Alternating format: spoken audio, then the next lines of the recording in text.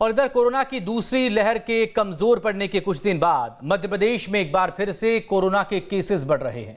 कई दिनों की राहत के बाद गुरुवार को कोरोना के 18 पॉजिटिव केस सामने आए।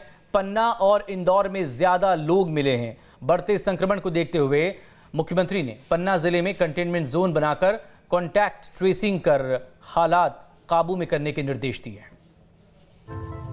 कोरोना संक्रमण को लेकर आपकी और हमारी जरा सी लापरवाही बहुत भारी पड़ सकती है। ऐसा हम इसलिए कह रहे हैं क्योंकि देश में कोरोना के केस एक बार फिर बढ़ने लगे हैं। गुरुवार को देश में एक बार फिर 45,000 के करीब नए संक्रमितों की पहचान हुई है और 549 लोगों की मौत हुई है। देश में नए संक्रमितों का आंकड़ा पिछले 24 दिन में सबसे ज्यादा है। इससे पहले 7 जुलाई को 45,701 लोगों की कोरोना रिपोर्ट पॉजिटिव आई थी।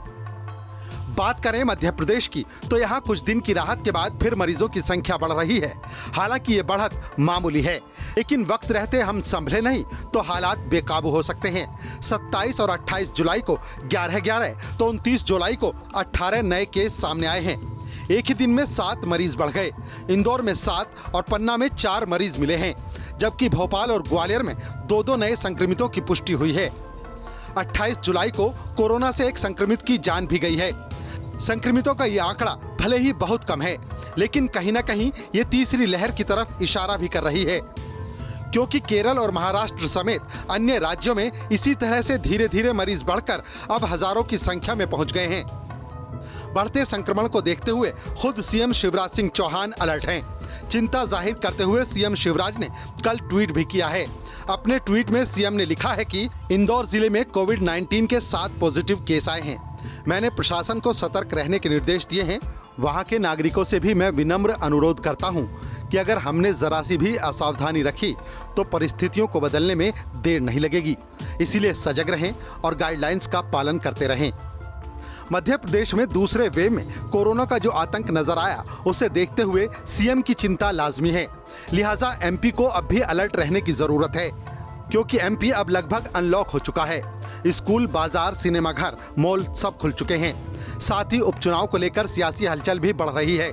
आने वाले दिनों में एमपी में 3 विधानसभा और 1 लोकसभा सीट पर उपचुनाव भी होने वाले हैं। दूसरी लहर से पहले भी एमपी में 28 सीट पर उपचुनाव हुए थे।